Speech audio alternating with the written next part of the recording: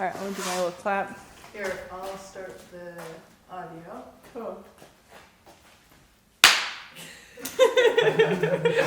My name is Micah Sweezie. I'm a ceramic artist and sculptor. I'm from Kalamazoo, Michigan. I'm living here currently, but I've also lived abroad, went to school in Chicago. But yeah, I'm born and raised here, so I'm definitely close to home and am home.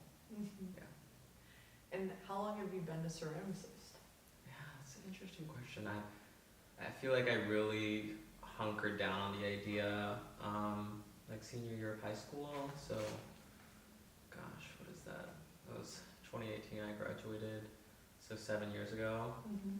But But even before that, I was fortunate enough to have like parents who always kind of supported my art endeavors. I was really well suited and like strongly trained in classical music and like piano and other instruments, and I'd go to these like intensive summer camps.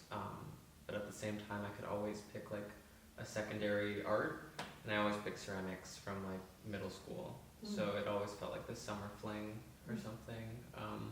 And so like summer after summer, I would always do ceramics, and in a nice supportive environment, that definitely helped me grow as an artist. So by the time like I was ready for college, I felt like I don't know, I had some sort of merit, hopefully. But yeah, what was that number? What did I say? 7 plus some summers, half years. So let's round out to 10. Yeah. Yeah. And that's interesting to hear that might not have been your primary creative expression for a long time. Yeah. To describe it as a summer fling is kind of funny. Well, I think as many people do, and like creatives themselves too, have to come to this realization, like, you know, we can pursue these things. Mm-hmm. They aren't like just fantasies, they can be in arm's reach. But growing up, I always thought like, oh my god, visual art, like you're gonna be a starving artist, you're gonna be broke, like it's terrible.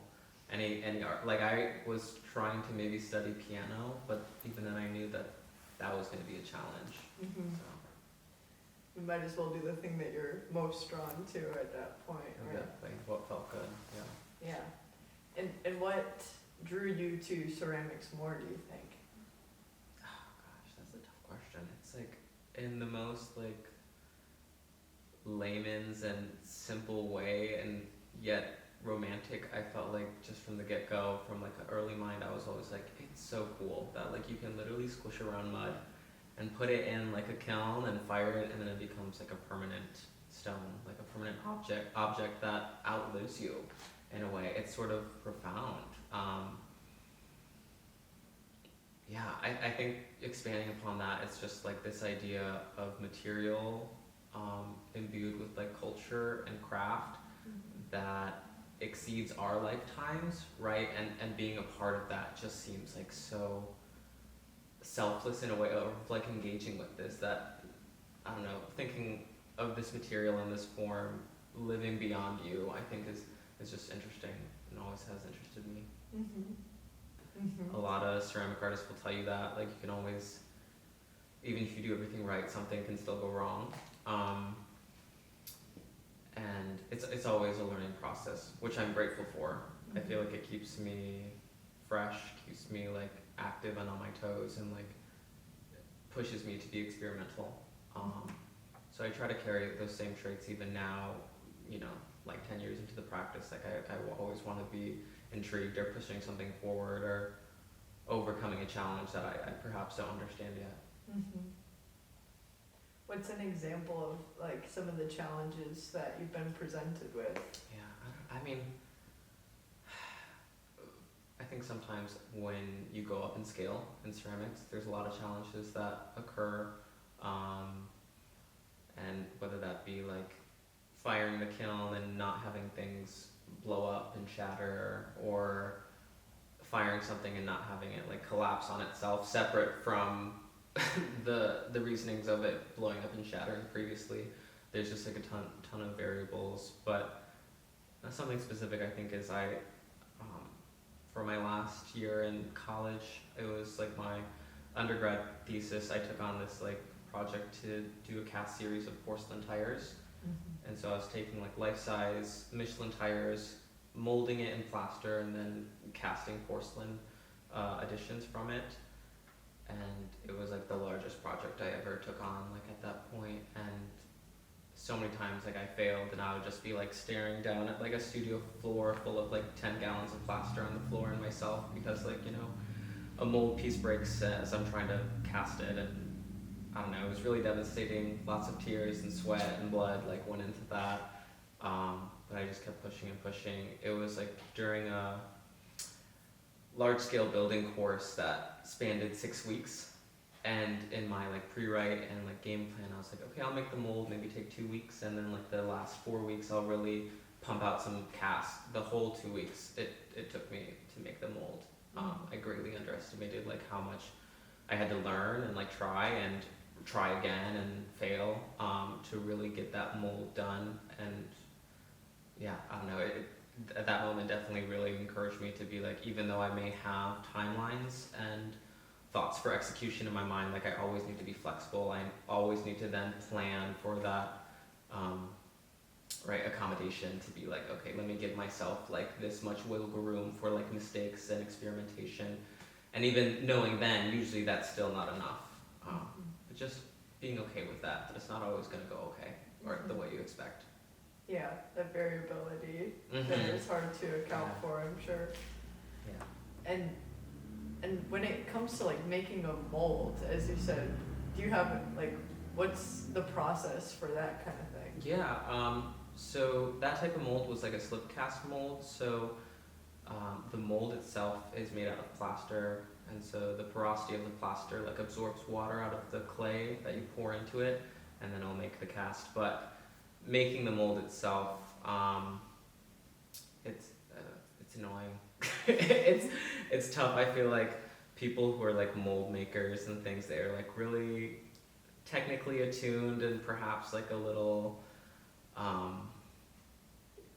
don't know, they just like enjoy like self-inflicting like pain. I feel like it's like a terrible thing to like meticulously make a mold. You have to like analyze the form, examine and look for undercuts, and then figure out how many like mold segments that you need to make to encompass the form, and like then reverse engineer it to think about, okay, well, how am I gonna construct the form, how will it hold up itself, how will I disassemble it. You have to think about these all from the start. So it's just a lot to do. And then it being, for that case, the tire, that was like just a whole new form. I knew it was molded already, like tires are a molded object within industry, so I knew it was possible, but I just had to like reverse it in some ways. So yeah. Difficult all around, let's say. And just knowing that tires are something that are molded, is that what drew you to tires, or what else is a part of that decision? So within a lot of my work, I feel like I am inspired by like my personal experiences, but as well like family histories or aspects of my culture. And I'm not sure exactly how I stumbled upon the subject, but there's this memoir by this Vietnamese revolutionary like leader and later just like political leader, Chan Thu Bien.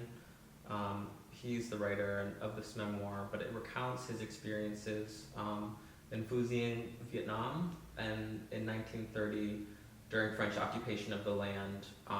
Michelin specifically had a rubber plantation there where they would kidnap and force people to be workers on this plantation, often facing like abuse and deadly conditions.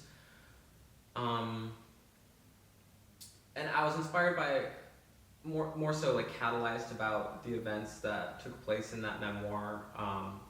Through that strife, the Vietnamese people led way to have a successful labor rebellion and strike against the French and against Michelin, and that informed future resistant tactics for the First Vietnam War and subsequent Second Vietnam War, which are kind of interlinked. So all of it, the whole story really just like made me have a wider lens of like the way that capitalism, globalism, imperialism within recent history, all less than 100 years, right? It's all intertwined, like war and all this suffering, and obviously that makes sense in like an overarching generalization, but to like actually break down and witness it, like go step by step, and then by subsequent stretch, like both of those wars are the reason that my mother, who's Vietnamese, emigrated here, and that led to my existence. It's just interesting to think about like how, I don't know, these corporations, Michelin specifically, have their fingers and like are meddling into like the sanctity of like people's lives, right? And their ability to live outside of violence. And even though that those events happened almost 100 years ago, right, they're still existing in other forms today. Whether that be like Michelin in the Congo or other parts of Southeast Asia. Like Southeast Asia still now is one of the largest exporters of latex, just because that's how the geography and economy has been manipulated towards during those times of colonialization. So, sorry, this really went on a tangent, but it's what I'm passionate about, and so in a lot of ways, it's like back to the tire. It's such a ubiquitous and docile and like everyday object that, right, we don't even contemplate the sourcing of it, the labor behind it, where it comes from. And so I think through such a universal object, right, posing questions through that can really shift people's relationship to violence, to consumerism, to commodities that we use, towards companies that facilitate our lives. So in a way, it is pretty simple, with the hopes that there's a lot of entry points there. And so this has kind of motivated a lot of my practice within the last 5 years. So I've been kind of doing a lot of tire imagery within my work around this. And again, it's not entirely specific around that historical moment, but expansive upon human labor at the cross section of industrial production, and how that's often misguided or hidden or extracted or exploited, to sort of present these things in parallel to other violences that are happening today. I hope that made sense. That kind of went on very, very long, but it does. Yeah. I'm happy you went down that route and explaining your connection, because I feel like that is something that could be entirely overlooked. Right, exactly. It has been. But also, I'm curious too, like when you tie in the art form itself in replicating that experience, Mm-hmm. I'm curious if that kind of informs it as well. Right. The fact that you're a ceramicist and you're reflecting on the history of human labor and the exploitation of that labor and the misuse of that for a commodification purpose, Right. and doing this on your own for yourself. Right. Basically, I'm my own producer of that form once again, Mm-hmm. appropriating it too. So that's another layer. But yeah, it definitely is informing that. That's something I'm considering. Appropriating it. Interesting. Mm-hmm. Well, yeah, it's I know oftentimes we hear that word as cultural appropriation or something, but appropriation of, I confidently would be yeah, I am appropriating Michelin's form because I think it's important. I think it's a reclamation almost of some degree, Mm-hmm. right? A reclamation of human labor, Vietnamese labor, and memory and ancestry, and that it's let's not forget where these things are sourced or who contributes to it. Yeah, I don't know, a special moment that I love with the work that I'm talking about is on the Michelin tire, there's seam lines from the manufacturer, for their processes, but then there's also seam lines for my own processes. And then there's this moment that you can't distinguish, right? What seam comes where, when was this introduced, or whose hand is where. So it blends that, it levels out this playing field that often, right, there's such a strong denominator of okay, who's in power in this position, Michelin, French, occupants versus who's not, who's secondary. So I love just disrupting that. I feel once I insert myself, not only is it a reclamation, but it's this disruption that makes me an entry point, right? So it's okay,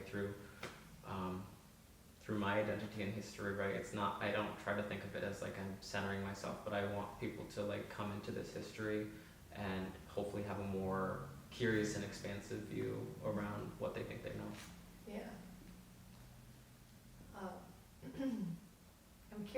little bit about it sounded like you did have some educational background. Mm-hmm. So if you wouldn't mind kind of laying out what that has looked Sure. like up to this point. Sure, yeah. Yeah, once again, I will say, like, I've been grateful to have really supportive parents. They helped me. They were a little hesitant about the visual art, I will be honest. But they haven't ever given up on me, which feels great. And so, I don't know, I was doing, like, music studies and, like, private lessons since, like, probably second grade. And I think even that was super helpful, this encouragement to be like, yeah, be creative, be expressive, be experimental. That's something that, like, not a lot of kids still get, right? Even if it's, like, just in, like, a K-12 school, but even then, like, now we're seeing the conditions even be rolled back or diminished entirely. I digress. But I'm super thankful just for the atmospheres that I was given to, like, be creative and experiment and explore while growing up. I think that fostered a lot of my curiosity nowadays. But so yeah, I went to elementary, middle school, high school here in Kalamazoo, and then starting about middle school, I went to, like, music art camps here in Michigan. There's a couple, like Blue Lake Fine Arts Camp, and then in high school for a couple summers I went to Interlochen. But at the same time, like, I was really primarily studying music there, and then secondly some ceramics. And then after I graduated high school, I went to SAIC, the School of the Art Institute of Chicago, and there I got my undergrad, graduated in 2022, and since then I've kind of just been also figuring it out too, so I guess that's right, those are such a large stretch of subsequent years that I'm just in academia, I'm just a student, right? And so now I'm like 3-ish years out of school and figuring out, okay, how do I conduct myself as an artist outside of institutions, outside of, like, supported academia, and how do I still pursue new things or developments both in my practice independently. So I also consider this, like, education, because this is something that I did myself, but it was still outside, like, of any sort of program or institution. But in 2023 and 2024, I studied abroad in Vietnam, and it was just all, like, self-conducted. I didn't, again, go through any program. There isn't anything for what I wanted to do, which also feels refreshing. Well, no, mixed feelings there. I am, like, saddened that there's not, like, options yet for that, but it feels like affirming to know that, like, what I'm doing feels like I'm on the foreground of it, like I'm like breaking ground in some way, hopefully.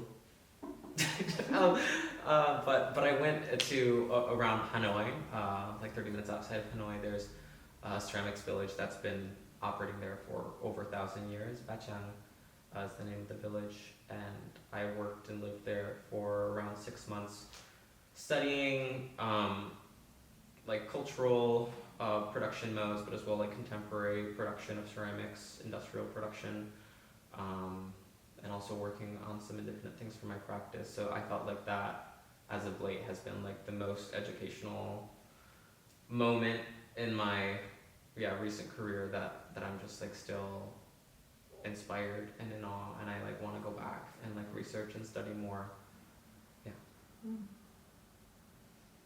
So maybe you can talk me through a little bit what it's like to kind of create your own path. Sure. And that you're able to stay in that ceramics village in Vietnam. Right. Like art and kind of art history, there's, like, less representation for it, right? In ceramics, there's always this, like, romanticization or longing for, like, Eastern wares, but that being, like, Chinese, Korean, or Japanese. And that's still present in, like, the culture today.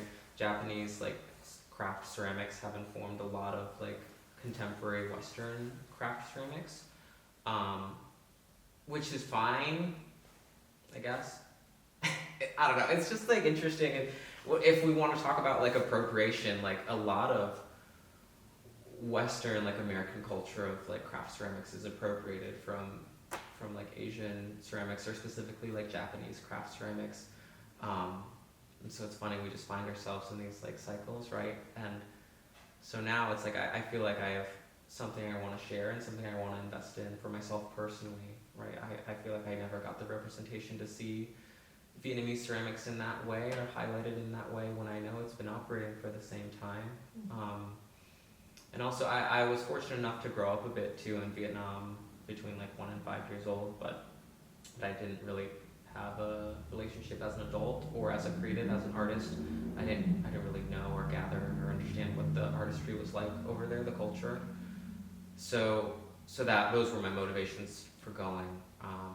So I was saving up for quite some time because I was just like, this was like a large aspiration for me.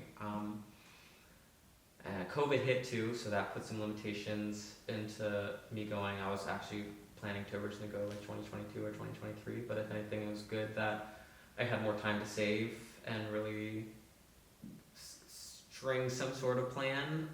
But even then, it required a lot of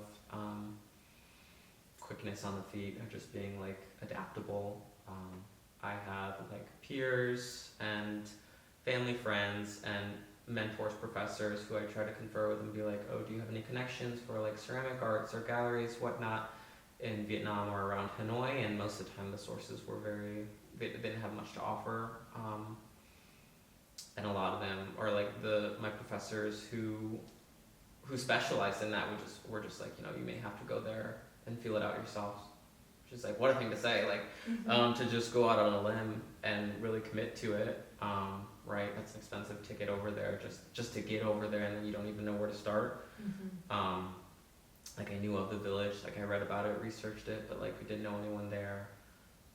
And so that was probably the most scary part, is just like feeling it out.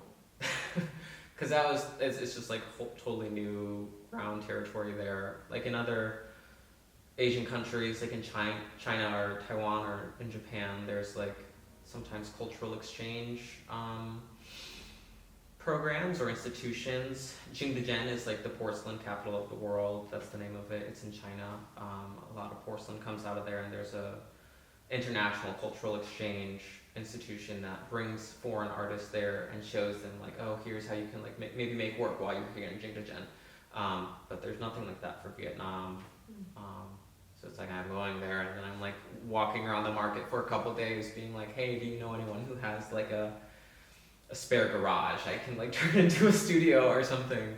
Which was pretty much that. But really it was just serendipitous. And I think it's also partly the working culture of Vietnamese people, because they're often so like deal oriented but generous with their time and like with their community. Like there were so many encounters where I'd ask someone, be like, hey, do you know like someone who could help me with this, or I'm looking for studio space, and it'd be like, no, I can't do that for you, but I know someone who might, or like let's give them a call, or like come with me and let's go ask right now. And it would be like chained to that, whereas like then that next person was in the same boat, like, oh, I don't know, but let's go ask my friend. And it was just this like network of community that really was like as a whole striving to like help me, a complete stranger and a foreigner, which was really shocking and heartwarming at the same time. Right, it's the sense of community that it's like, if it's not me doing business, right, it's my friend, and I want my friend's business to do well, and in part like their business doing well will make my business do well, and like all of our businesses do well, but just a more communal mindset, which was just like, I don't know, such a shift for me. So I was there, I met this person who was like my brother-in-law, could probably set you up, and he did, and it was funny. It was like an open air garage that I was working out of for most of the time, but it was like I wasn't trying to be greedy. I just needed to get the work done. It was pretty affordable too, considering everything, considering what it would be to get studio space here in America and like pay for that and electricity, and then on top of that, if I'm over there, like I get incredible access to resources and history and knowledge and skill from folks who have been doing it for generations. So it all seemed like priceless to me. Like I was willing to be in sweaty, like outdoor, like rainy, crazy conditions to just like be there. And so yeah, it really was just like me bartering on my own and striking up a deal with this family, be like, hey, like, can you accommodate me in these ways? And they were willing to, which I'm super grateful for. They specifically at their production, the family, they did like whiteware casting, so like teapots, teacups, and things, all in like mostly clear glazed, simple porcelain. But when I wanted to do other projects, they, again, back to that like community joint effort, they were like, oh well, at my brother-in-law's like neighbor's place, they make giant pots. Do you want to, if you're looking to make a giant pot, like we'll send you that way. From there, it really was just like people introducing me to more people. So I quickly realized like my time there was valuable, because then it just led way to more connections. And so that's why I'm kind of eager to go back, just because I just really want to be plugged in there. And so it was like $2,000 like undergrad grant to fund like independent research. So that contributed towards it too. But yeah, I guess my advice is to anyone who's trying to do sort of independent research, always like check out your grants and opportunities, resources, those sorts of things, because there's always something out there for you. Even if you think it's niche, there's probably something there, which is like, yeah, it's I'm still trying to dig through all the libraries of grants to fund my own practice currently. Mm-hmm. Yeah, I did write that down to ask if you had received any grants to do some of the research that you've done. Yeah. Just kind of like peering at some of the stuff that you posted, I was like, oh man, like going to Vietnam to study. You found a village out of that experience too. Can we talk about that for a moment? Like, it sounded like you started at this like open air garage. Or the garage is in the village. Gotcha. Yeah, so like before arriving there, it was like I knew of the village of Bat Chang, which is outside Hanoi, but I've never visited there. So I had to go there and then, find the village for myself, navigate it, understand like what parts are where's the market, where do people work, what part do people work in, because every family also has like their own specialized craft. So it's like maybe the side of the river is more industrial and this side is like more like house commodities or housewares or something. So I did have to explore all that too. But man, that is so fascinating to me. It's really feels propelling as an artist to just be like, I'm gonna create this opportunity for myself. I feel driven, and I think it's a beautiful thing that you found a way to tie in your heritage and your creative passion into one experience and find a way to learn from, where you have ties to, I think that's a really beautiful thing. And an admirable thing that you're able to like just find what your resources were. And when you wrote that grant, did you write the grant yourself? Mm-hmm. And did you have any sort of guidance in that process at all? That one actually, I maybe had like one person like read it over, but I literally was like, oh my God, I was like in the student lounge of like my school, and it was like 11:50, and I'm like scrambling to finish because it's due at like 11:59 or midnight or something. And it was one of my first times really writing like a grant for myself, perhaps like maybe second or third or something, but I wasn't good at it, and I think my tone in the writing too was really like aggressive. I feel like I was just like, I need this, like help me, like and yeah, I don't know, I hit send like right before midnight, and it was like it's awarded to I think like two folks each year, but I was just like in awe and shock that I received that. In a way too, it felt affirming to know that like my endeavors to pursue something that has historically been less recognized or showcased, my endeavors to do so is supported by like ceramic academia in that way. And even now, as of recently, like I was recently awarded like an emerging artist title through NCECA. And through that experience, like all of that, I think, has just given, of course, more platform to my voice, but as well to the subject I'm passionate about, and like, you know, what I'm tied to and what I want to showcase. And like Vietnamese ceramic and craft culture is really important to me, and having that opportunity to talk about it within like the sphere of ceramic academia just felt like, I don't know, wow, like I'm here, and like people actually want to listen to what I say, which is still crazy. I'm like, that's a thing. And too, I feel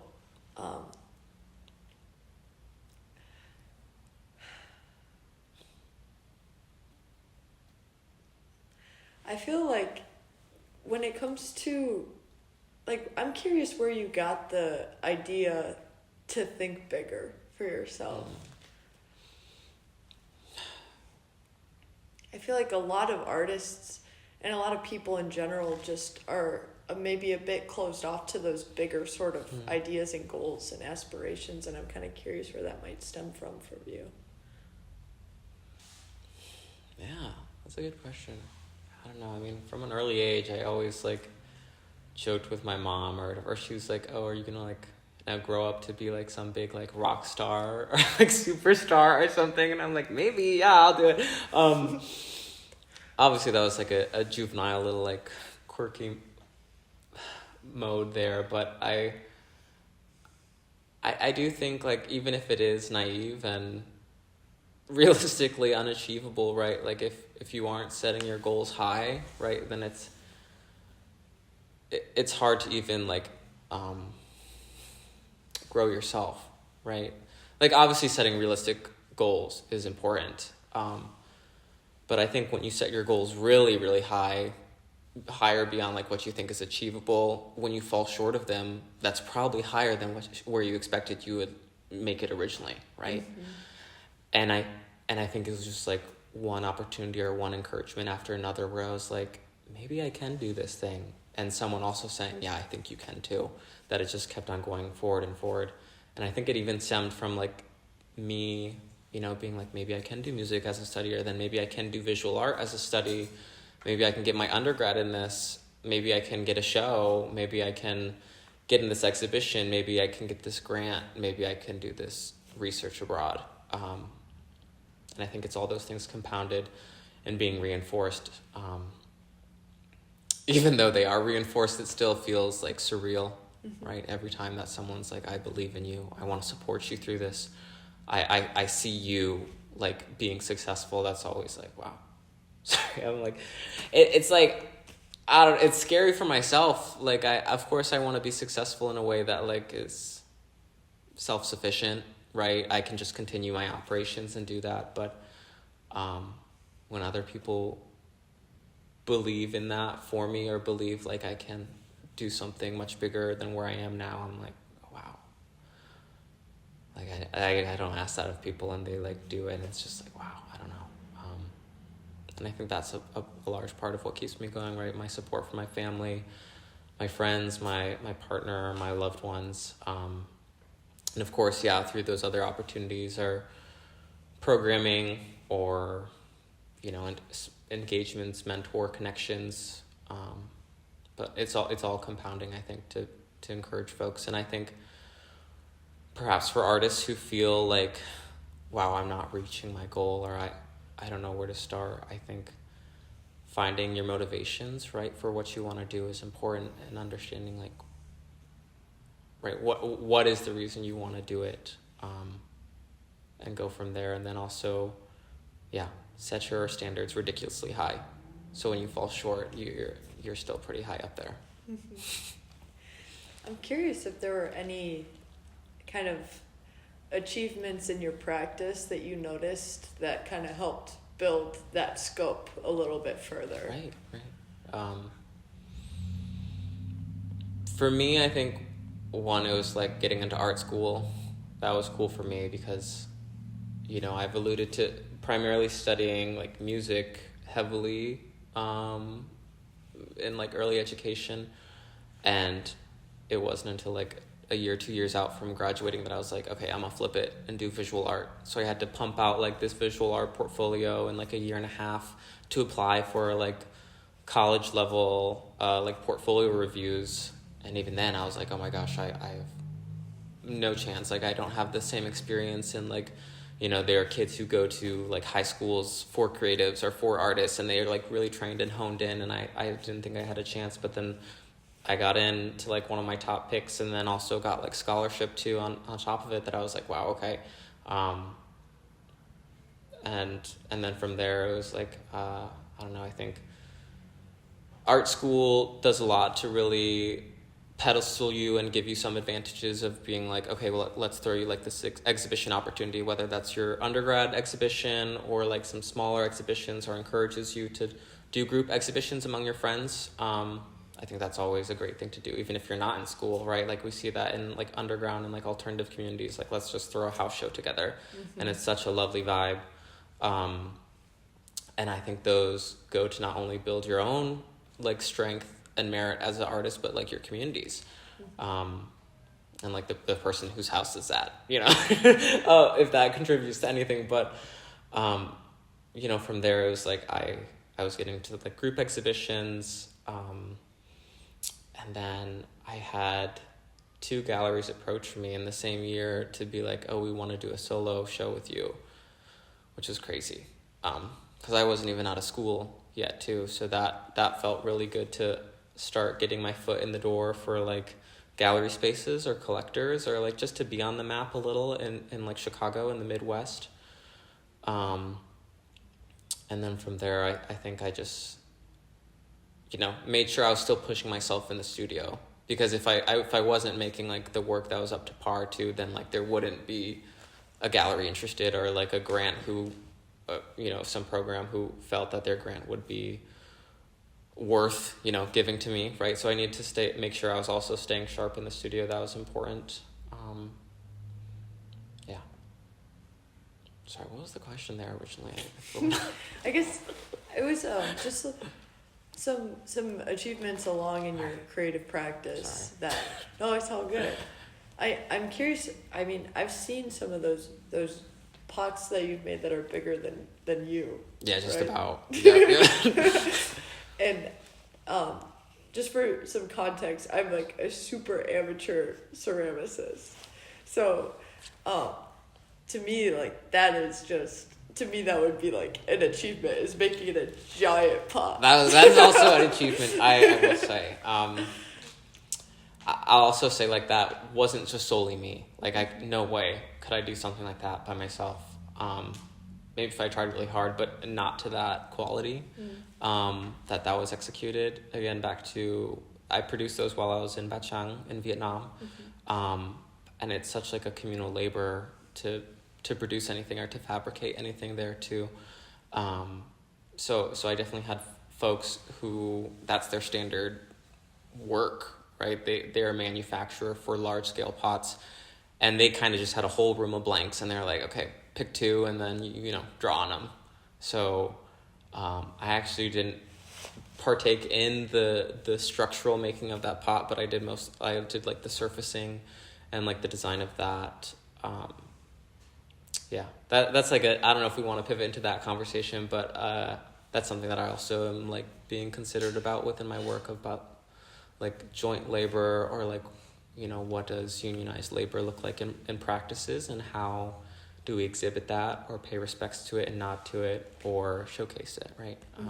Without it being like exploitative. I think that's often the case, right? When we diversify labor, there's some that's getting skimmed off, some that's getting stolen, right? We see that under capitalism. But also, though, it's like communal labor is like an ancient form, like the only form of like labor, right? We have to joint ourselves to build anything that's bigger than us, right? No one can build a house by themselves. So it's like the same thing for art. It's like at a certain point you're going to need some help, and it's okay to ask for help. One thing that just kind of spurred in my brain is like, I don't want to stay on me for too long at all. That's okay. You're okay. Being in a ceramic studio, joining a studio and not having had any classes whatsoever, and just having to figure things out on my own. I've ran into being afraid to ask really important questions. And I think that's something that I really admire about people who have made it super far in their creative endeavors. It's like congratulations to you for being afraid, or not being afraid to ask the questions that might feel like really dumb, or like you should already know the answer to it already. And then going past that point and asking like the deeper questions, like where do I find this deeper sort of mentorship and, you know, I don't know, allegiance to this craft in different places in the world. Like, I think that, I don't know, I'm very, very much floored by just the willingness to learn and that extra digging that I know, like, took place in order for you to gain an opportunity like that. Like, I really appreciate that. Yeah, I feel like I've always been a question person. I'm like, but why? Mm-hmm. And we'll always chase that. But I think, you know, back to your case, I think it's intimidating, of course, right? To be in a studio, to be in a new medium that you perhaps are untrained with, like, formally, and you have to go self-conducted. But I think there's also, like, beauty in that. But I think pretty quickly, if you, like, ask those right questions, pretty quickly you'll find, like, oh, other people don't know either. Right? Like, our understanding of things go very shallow. It drops off pretty quick, where, like, even in ceramics, right? Sure, there's this, like, we could look at a textbook of what formalistic approaches are to, like, making clay within a craft context. But those come from, like, again, back to, like, more Asian, like, centers of our traditional modes of craft happening over there that we kind of just stole, like, mid-century. And then from there, too, it's, like, those perhaps are more rooted in tradition, but I think just our sphere within, like, a Western understanding of sort of, like, overarching frameworks or just, like, education, I think, right? We quickly realized, like, oh, I don't know, there's not a lot that's, like, fueling it. Mm-hmm. Sorry, well, in, like, relativity, I feel like, at least for me, me specifically, in my experience looking for, like, Vietnamese ceramics, like, I bought, like, all the books I could. I read them. I have about, like, I don't know, maybe, like, 2 Vietnamese specific ceramic books, and then, like, some other adjacent, like, Southeast Asian or South Asian or, you know, just other sorts of fringe context books. But the media and representation for, like, my specific niche and study is limited. And so that inspired me to look further, or to ask those deeper questions. And I think even outside of, like, the things I study, right, when we look at, well, what is propping up our knowledge of, like, our known world, or, like, the objects we engage with, mm-hmm. right, where is that sourced from? Is it from the companies? Is it from the producers? Is it from the teachers? Is it from individual academics? Is it from the government, right? I think people now are being more critical around understanding, like media literacy, and understanding, like, what, who's putting out the content that informs us. So that also is, like, something that encourages me to, like, think more critical and ask these questions and dig deeper, because I feel like oftentimes we think we're comfortable thinking we know what we know, but really there's like an endless ocean to, like, what is actually occurring. I feel like when we first got here, we were just asking each other how our days were, right? Sure, yeah. And we acknowledge that most of us spent the day at work today, and or working on our crafts today. So I think just kind of paying homage to, like, the artist experience for a moment might be good, because yes, you have, I feel like, this duality where you have had these, like, enriching experiences with your craft abroad, but I mean, when you're explaining to me, like, your day on a weekly basis here right now. I wouldn't mind if you're willing to share like what that kind of looks like. Sure. Well, Tuesdays and Thursdays, I'm TAing all day.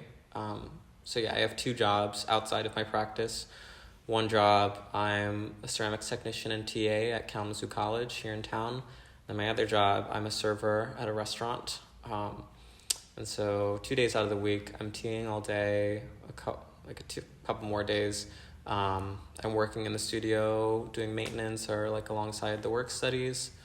And then probably like 3 nights a week, I'm serving at the restaurant, depending on, if I got bills to pay, it might be 4. Sometimes it's like a double between TAing in the morning and then like serving at night, stuff like that. And then on top of it, squeezing my practice in between the cracks wherever I can. So yeah, I don't think it's unfortunate that my experience here is not individual. Like a lot of artists have to do this and juggle jobs. It just sucks. I don't know. I wish I had something like romantic and like hopeful to say, but I think it's more so like it's just like how it's structured here, right? The support for like visual arts is less than good. And I think nowadays it's just getting more and more expensive to live, right? And so like part-time jobs definitely won't do it. And even like full-time jobs for some people, it's difficult. And yeah, I don't know. I just try my best to find opportunities that overlap. I think that's the only way to do it, is find which ways you can be flexible. And so like for my position at K, like, oh my gosh, it took me like 3 years out of graduating to finally find a job that was within my field, which within art, it's hard. But I was able to find something that not only was like in my field of study, but also gave me studio access. So they give me like a private studio, private shared studio, access to material, facilities that I normally would have to like rent out, right, as an independent artist or something. So that's been super beneficial. That's alleviated some financial cost and burden for me. But on the other hand, it's like, time commitment. If I'm trying to make rent in a week, I gotta be in the restaurant. I'm not in the studio. And it's hard to think about like the loss of investment for yourself and your practice, right? I think I consider my practice as like an investment for myself, for the work that I put in the studio. It's enriching in the moment, but as well, hopefully those pieces can be an investment. Yeah, so I don't know. It's just burning the candle at both ends. I think that's normal for a lot of artists, though. I feel like if you're an artist or you're a creative, you're passionate about it, right? And you're willing to go to very strenuous ends to see it be fulfilled. So it doesn't surprise me whenever it's like an artist who's also then like juggling multiple jobs and doing hustles and gigs and things like that to just make ends meet. Yeah. And two, there's that balance between doing your creative practice for your job can then kind of commodify it in a way too, Sure. right? So I think we were kind of talking a little bit too about that balance of, yes, I want a job that maybe supplies me the resources that I need to do my creative practice, so I don't have to carry that financial burden. And then there's also that if I just become fixated on selling as many ceramic pieces as I can, I could imagine that could, take some of the magic out of it too. Totally. Yeah, that definitely contributes. But, yeah, I mean, I feel like it is the artist experience to be a hustler to some degree. Right. No, unfortunately. You have to be willing to work and then work on top of your work and create time for your practice. Yeah. And all of those things work synonymously, Artists are probably some of the hardest working people I know. Mm-hmm. Yeah. And I mean, for that reason, I feel like they should gain more support from the city and from, our country at large. Like, Yeah. culturally, right? Yeah. I mean, it's like we go to a museum and you're like, wow, like this is great, like good for this artist, but they've been dead over 200 years or something, right? And there's no respect and like nourishment for artists nowadays, right? It just sucks where it's like art and like consumption of art is so central to culture, right? Outside of like visual art, arguably everything is like visual art too, but like, I mean, when we look at music or dance or cinema, TV, things like that, it's like, oh my gosh, it's so... Sorry, that train is just so loud. But it's like, it's essential, right? A lot of our identities are rooted around art, our understanding of art and culture, and vice versa, right? Art is an expression of our identities and culture. And so it's intertwined, and it's just so disheartening that like in our society, like it's not valued that way, where it's so pivotal to our survival, but yet it's so devalued. And I guess on a hopeful kind of Sure. no, Sorry. no, it's reality, you know. It's important that it's acknowledged. Yeah. How, as you like a person of this city, feel that they could be better advocated for by Kalamazoo? Artists? Yeah.